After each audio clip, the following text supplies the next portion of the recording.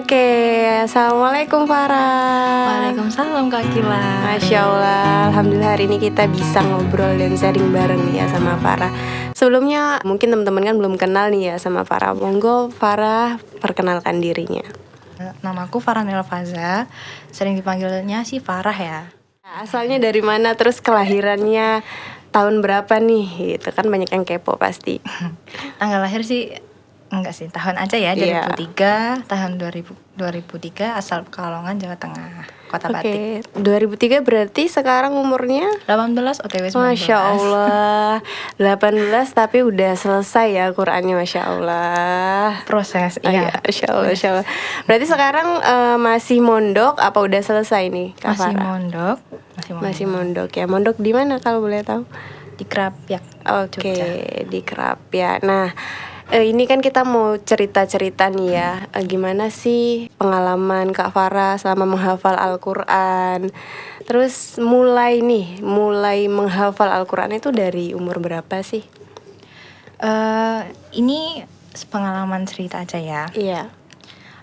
Mulai mondok itu lulus MI, itu SMP, SMA, dan sampai sekarang udah lulus SMA masih mondok. Kalau ditanya mulai menghafal itu 2000 berapa ya, aku kelas 3 SMP, itu semester 1. Oke. Setelah itu bisa menyelesaikan hataman hastoran gitu ya. Iya. Belum ditasmi sih ya, mohon doanya. Berarti ziyadah ya. Iya betul. Ziyadah itu tahun 2021 kemarin, Desember. Masya Allah. Oke. Ya. Awal mulanya itu dulu tuh nggak ada niatan sama sekali, bahkan untuk kepikiran jadi hafidhah Quran, terus kayak aku punya kemampuan untuk menghafal itu belum ditemukan dalam diri sendiri. Itu kayak apa ya, aku tuh bisa nggak ya gitu, nggak ada kepikiran. Oke. Orang itu biasanya kalau termotivasi itu ada dua. Kalau menurut Farah itu, yang satu itu karena diiming-imingi, atau kayak orang sukanya kayak ini loh gini. Biasanya kalau orangnya itu tergerak sih iya termotivasi. Tapi yang kedua itu karena kepepet. Kepepet itu bisa diadakan sendiri karena kepepet dibikin sendiri, atau kepepet karena keadaan. Oke. Kalau Farah pribadi cenderung orangnya tuh kepepet yang dibikin sendiri gitu. Oke. Untuk mengawali hafalin Quran, tapi waktu kelas 3 itu kepepet karena keadaan. Awal mulanya dulu tuh pas di pondok ikut asrama yang reguler gitu. Iya. Nggak yang untuk hafal Quran gitu kan, yang kitab. Tapi karena banyak cobaan lah di situ. Cobaan teman, terus kayak melihat, terinspirasi tuh punya teman-teman kok yang menghafal Quran tuh, oh dia ada sebuah kelebihan juga sih, ada perbedaannya gitu. Iya. Nah dari situ awalnya tuh pernah down itu karena pertemanan gitu. Mungkin ya iri dengki semasa sekolah itu banyak ya. Iya. Apalagi Farah tuh suka aktif gitu kan di sekolah dulu. Terus mencari ketenangan, dan teman-teman yang penghafal Quran tuh lebih bisa feel-nya tuh dapet gitu. Dari situ aku tergerak mencoba untuk menjadi penghafal, ikut menghafal yang asrama hafalin gitu kan.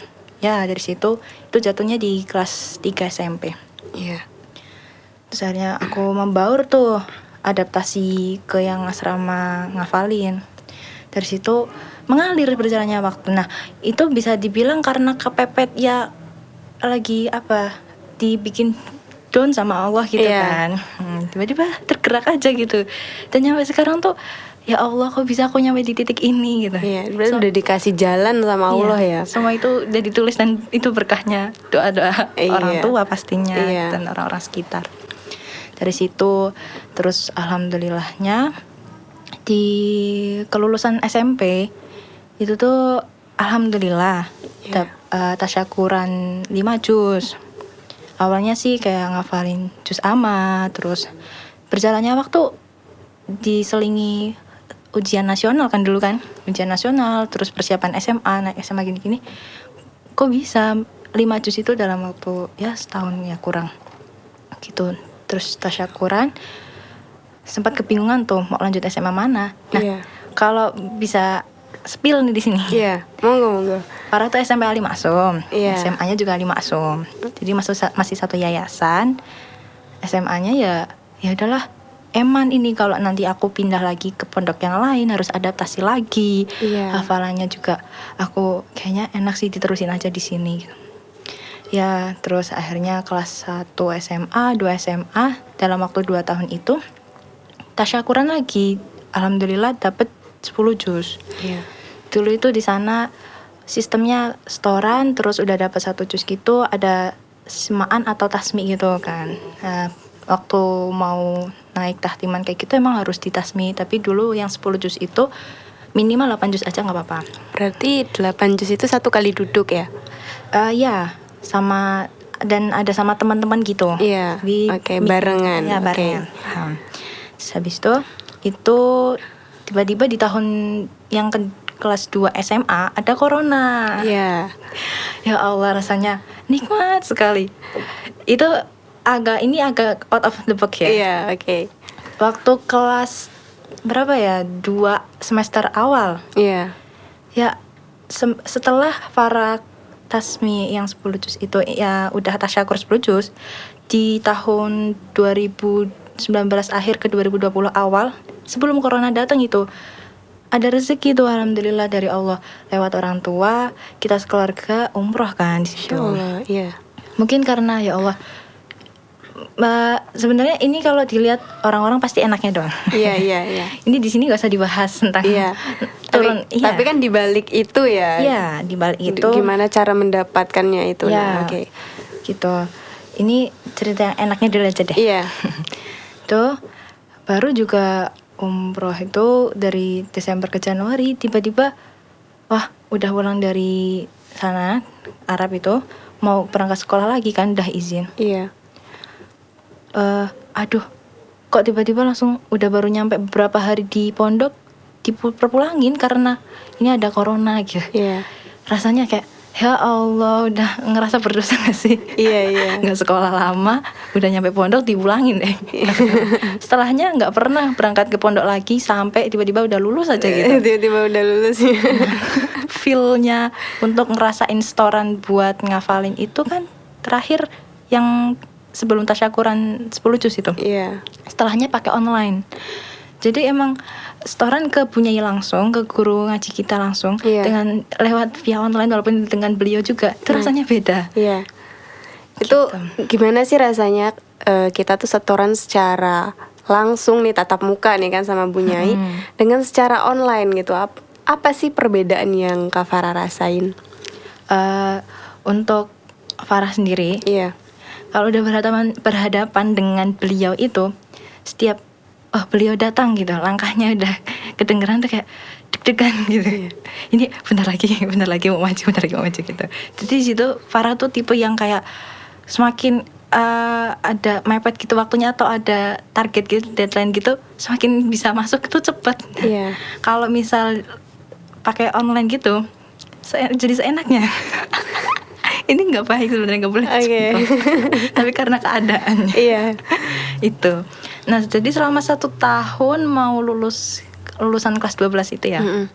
Itu alhamdulillah tasyakuran yang digabung tuh purna siswa kelulusan sama tasmi itu alhamdulillah dapat 15. Tapi bisa dibilang dari juz 11 ke 15 itu nggak bisa apa ya, udah banyak yang lupa karena via online itu. Iya, oke. Ya. Setelah itu udah tuh kayak alhamdulillah, tapi masih merasa bersalah sama diri sendiri. Ini aku nggak bisa sih kalau kayak gini terus gitu. Iya. Terus setelahnya sempat ada rencana buat kuliah, tapi tiba-tiba terhenti karena ya satu memilih jalan untuk Quran dulu deh gitu. Ya, melanjutkan Qurannya dulu ya, menyelesaikan. Oke. Setelahnya Farah nggak iseng sih, lebih kayak apa nih kok tertarik gitu ke suatu yayasan itu. Nah, di situ kan Yayasan Karantina Tahfidz Nasional itu. Oke. Pusatnya di Kuningan, Jawa Barat.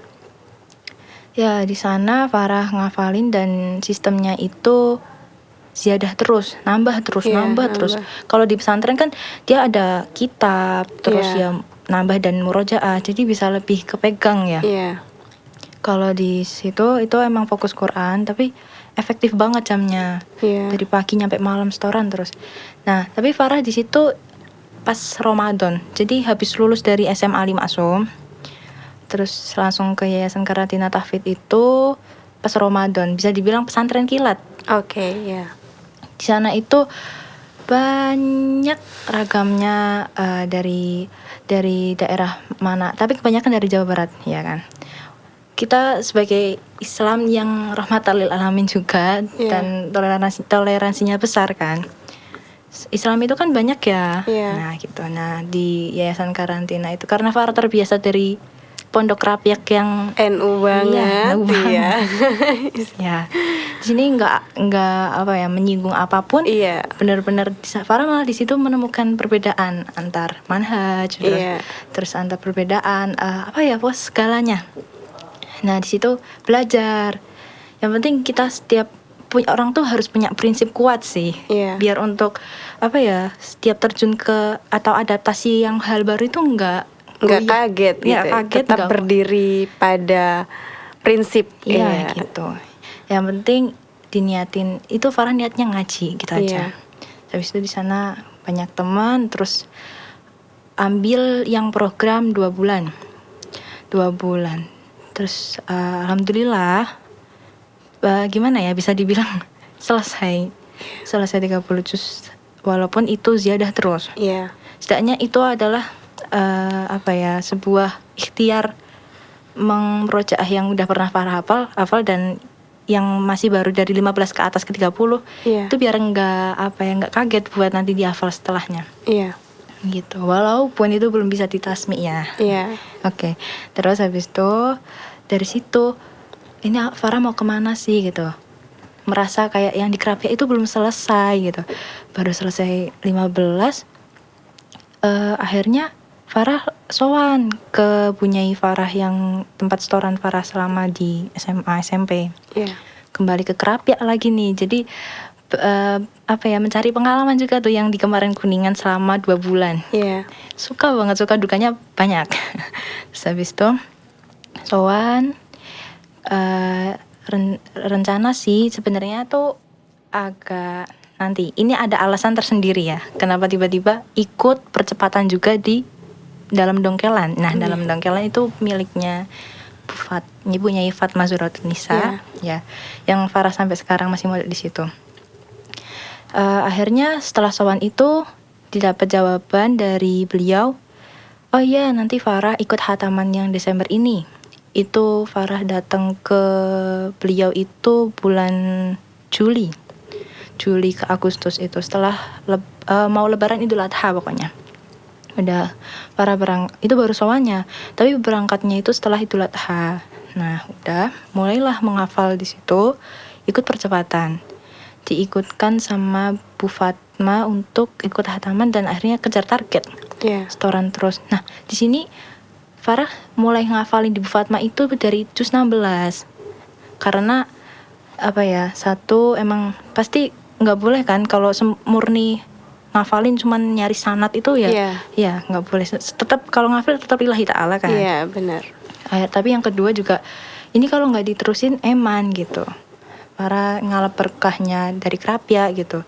Akhirnya ya nggak apa-apa, ini dilanjut aja. Soalnya udah selesai 15 kan, kemarin ditanya gitu di SMA gitu. Iya gitu. Dalam waktu berapa di Juli, Agustus, September, Oktober, udah 6 bulanan gitu, 7 bulan sampai Desember, Farah alhamdulillah ikut hataman.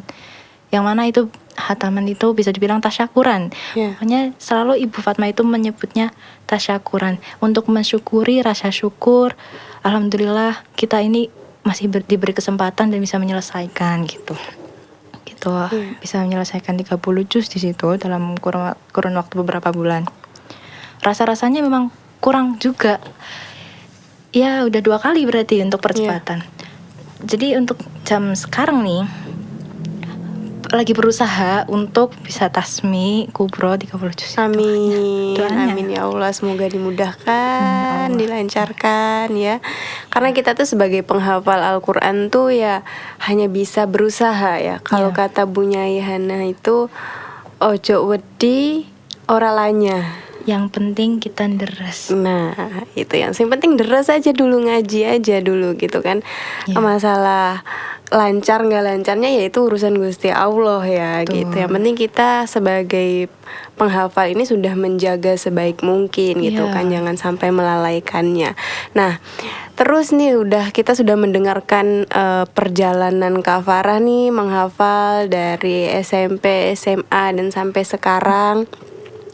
Terus suka dukanya pas di pondok nih Kak. Biasanya kan kalau di pondok nih kan banyak nih ya cerita-cerita lucu, kejadian lucu, apalagi sedih. Apalagi kan kalau misal kita penghafal nih kan ada aja ada rasa malesnya, ngantuk. Ngantuk ini paling berat ini ya Kak.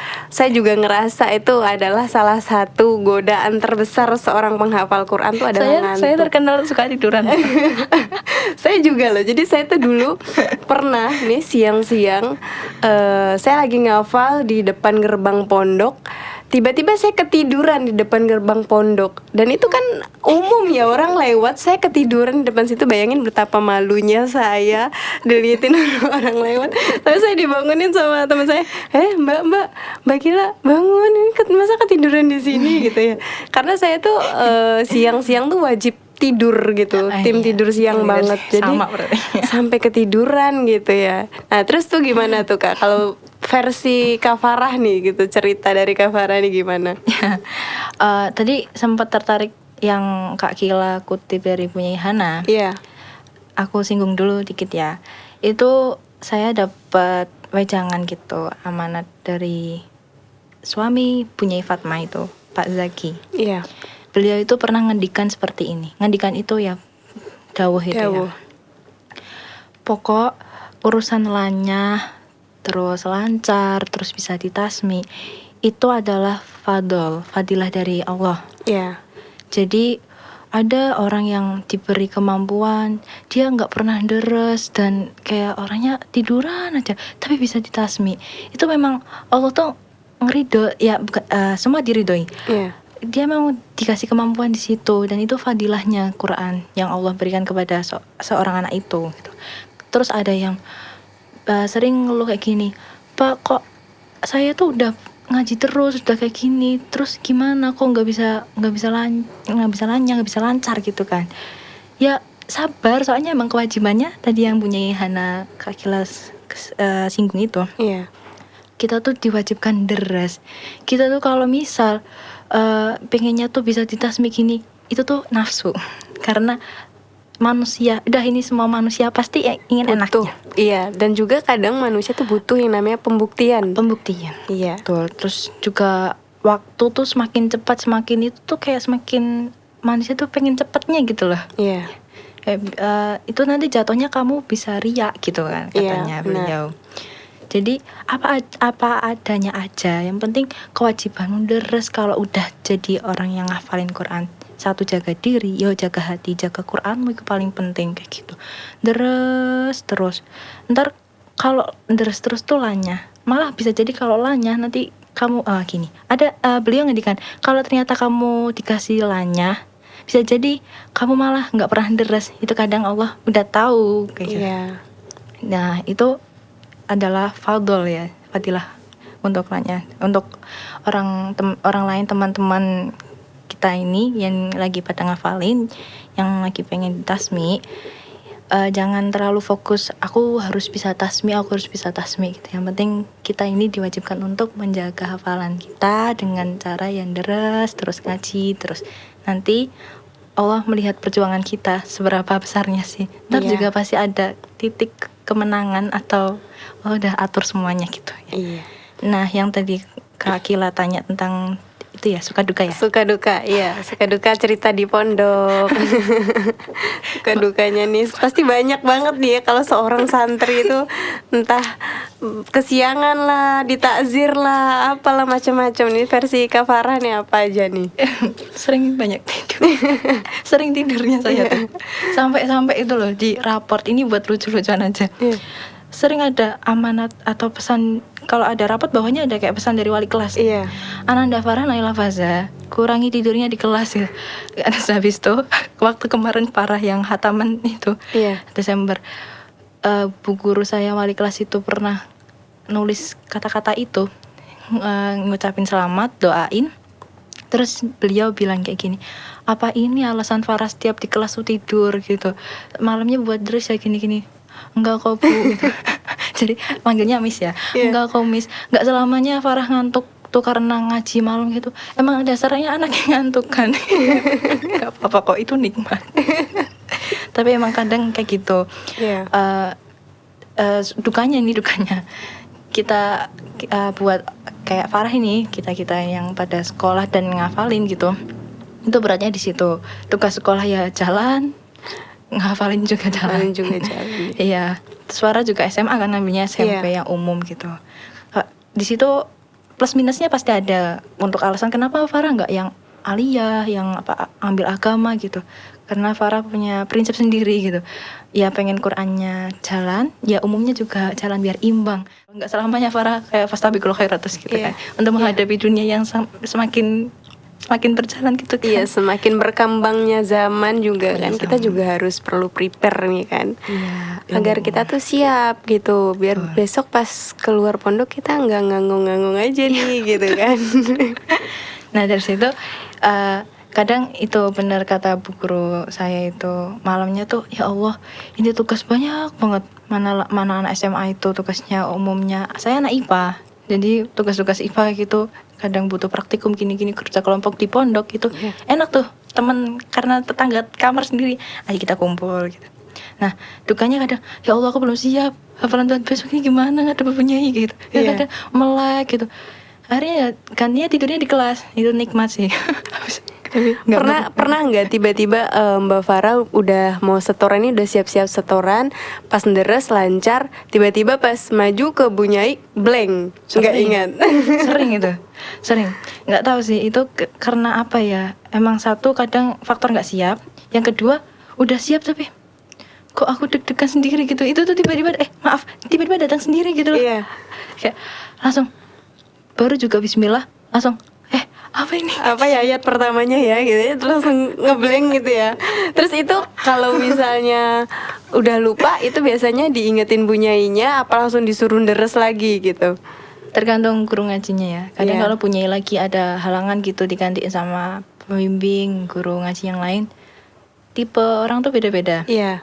Kalau bunyai para namanya Miss Upi ya, Mikratus Salimah itu beliau pokoknya harus lancar. Kalau nggak lancar suka dimarahin. Nggak apa-apa dimarahin, emang itu benar. Karena Farah nggak lancar. Bahkan Farah tuh kadang pengen berteriak, lah aku tadi udah siap kok bu, cuman ini ngeblank. Ya nggak apa-apa, emang udah jatahnya Farah.